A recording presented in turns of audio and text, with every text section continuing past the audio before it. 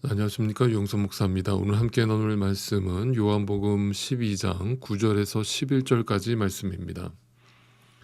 어, 오늘 본문 9절 말씀을 먼저 읽고 시작을 하겠습니다. 유대 사람들이 예수가 거기에 계신다는 것을 알고 크게 떼를 지어 몰려왔다. 그들은 예수를 보려는 것만이 아니라 그가 죽은 사람들 가운데서 다시 살리신 나사로를 보려는 것이었다. 나사로가 나흘 동안 시체로 무덤 속에 있다가 다시 살아났다라고 하는 이 소식은 정말 일파만파로 퍼져나갔습니다. 그 당시 어떤 언론 매체도 존재하지 않았던 것을 감안한다면 순전히 입소문만으로 순식간에 사람들이 구름대처럼 몰려들었다라고 하는 이 사실은 이 사건이 얼마나 충격적이며 놀라운 기적이었는가를 말해줍니다. 그런데 그들이 이렇게 구름대처럼 몰려든 그 이유가 예수를 보려는 것만이 아니라 그가 죽은 사람들 가운데서 다시 살리신 나사로를 보기 위함이라고 성경은 밝혀주고 있습니다. 이 말은 무슨 뜻일까요? 아주 성경은 여지없습니다. 성경은 우리의 믿음 없음을 다시 한번 폭로하고 있는 것입니다.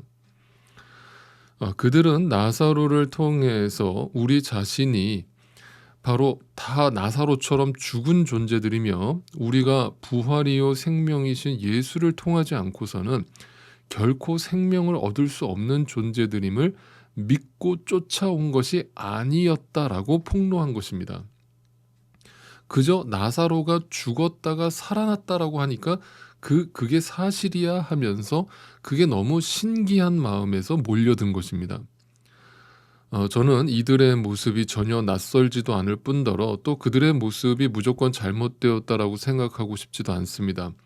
그들의 입장에서 생각해 보면 그들은 지금 하나님이 주시는 믿음이 허락되어 있지 않기 때문에 이렇게 반응할 수밖에 없는 것이죠.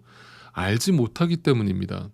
그러니까 지금 이들의 모습을 보면서 어떤 꾸중과 책망의 대상으로 바라볼 이유는 없어요.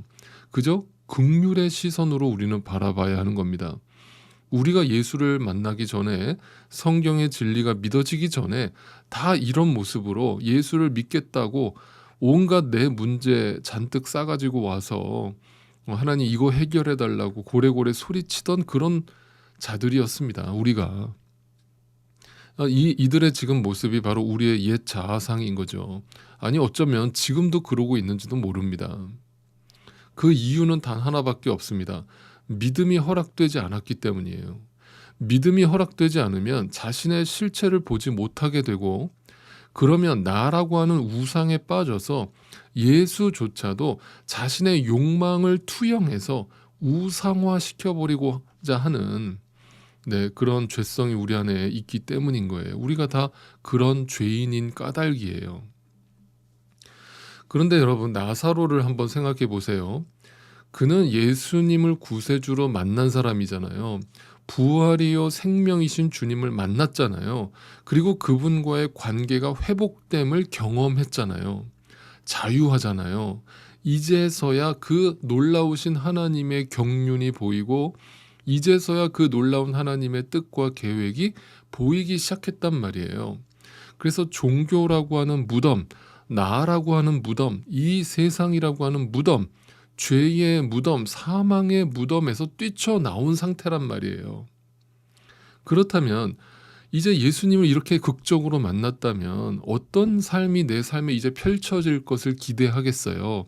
이제 모든 일이 술술술 풀리기 시작하는 것을 기대하지 않았겠어요? 이제 내가 이렇게 놀라운 진리를 발견했으니 이제 내 삶은 만사 형통이겠구나. 진리를 알았으니 이제 날마다 내 삶에 기적 같은 일이 펼쳐지겠구나라고 기대하지 않겠어요? 그런데 성경은 그 진리에 눈뜬 자, 풀어 살림을 받은 자의 구원 이후의 삶을 이렇게 설명하고 있는 거예요. 자, 10절 말씀이에요. 그래서 대제사장들은 나사로도 죽이려고 모의하였다. 그 이유는 나사로 때문에 많은 유대 사람들이 떨어져 나가서 예수를 믿었기 때문이다. 잘 보십시오. 성경 어디에서 예수 믿으면 이 땅에서 복을 받고 잘 살다가 천국 가서도 부귀 영화를 누린다라고 가르칩니까? 나사로는 분명 죽음에서 생명으로 옮겨진 자의 표상으로 지금 나타나고 있습니다. 즉 우리의 모습의 예표인 거예요. 모든 믿는 자들이 걸어가야 할 그 길을 보여주고 있는 거라고요. 그게 뭐냐면 이 세상이 나사로를 예수와 함께 죽이기 위해서 달려드는 모습으로 나타나고 있는 거예요. 놀랍지 않습니까? 근데 그 세상이 어디 교회 저 바깥에 있는 불신자들을 말하는 게 아니에요. 그 안에 하나님의 생명이 없는 나라고 하는 그 자아로 똘똘 뭉쳐진 자들이 종교인의 탈을 쓰고 예수 믿는 자들을 잡아 죽이려고 하는 거예요.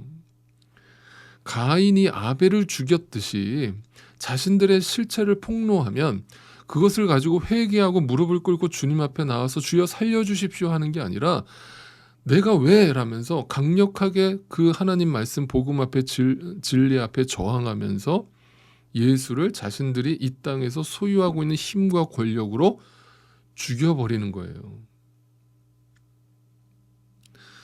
네, 이게 바로 예수 믿는 자들의 표상으로 나타나는 겁니다. 여러분 예수 믿으면 절대 이 땅에서 복 받지 않습니다. 하나님이 여러분을 사랑하시는 그 증거는 여러분을 십자가로 가게 하시는 거거든요. 그게 하나님의 사랑이에요. 그게 하나님의 섭리예요. 그래야만 우리가 십자가에 온전히 죽게 된다는 것을 주님은 너무나 잘 아시기 때문이에요. 여러분 예수 믿는다고 하면서 여러분의 삶이 너무 평안하십니까? 경제적으로 가정적으로 아무런 문제가 없으십니까? 여러분 그렇다면 다시 한번 생각해 보세요. 내가 지금 정말 예수를 잘 믿고 있는지 한번 돌이켜 보세요. 여러분 지금 여러분이 생각하고 있는 그 평안은 결코 성경이 약속한 평안이 아닙니다. 경제적 부를 누림으로 얻는 평안은요 가짜 평안입니다. 경제적 어려움이 오면 순식간에 사라져 버릴 평안입니다. 그러면 진짜 성경이 말하는 평안은 뭐겠습니까? 네, 내가 십자가에 죽을 때 이루어지는 것이 평안입니다. 그것이 예수님께서 약속하신 진짜 평안입니다. 이 세상이 결코 줄 수 없는 평안입니다. 여러분 이런 말씀 드리니까 겁나시죠? 네, 겁나야 합니다. 예, 두렵고 떨리는 자리이기 때문입니다. 내 힘으로 갈 수 없는 길이기 때문입니다. 그런데 여러분 우리 안에 성령 하나님이 들어오시면 그 성령 하나님께서 이 길을 가게 하시는 겁니다. 내가 가는 길에 환난과 핍박이 기다린다고 할지라도 그 길을 성령 하나님께서 가라고 등 떠미시는 겁니다. 가게 하시는 겁니다. 나를 멱살 잡고 끌고 가시는 겁니다. 내가 원치 않는 길로 끌고 가시는 겁니다. 그게 영광의 길이기 때문입니다. 참된 하나님의 영광은 오직 십자가에서만 나타나기 때문입니다. 그러니까 여러분 이제 그만 그 세상이 던져주는 가짜 평안에서 빠져나오십시오. 그리고 이제 그만 도망치세요. 진리 앞에 하나님의 말씀 앞에 그만 도망치세요. 하나님께서 멱살 잡고 여러분을 끌고 가시거든 그만 저항하시고 끌려가세요. 그게 복입니다. 그래야 삽니다. 주님과 함께 삽니다. 이 은혜가 오늘도 우리 가운데 있기를 간절히 소망합니다.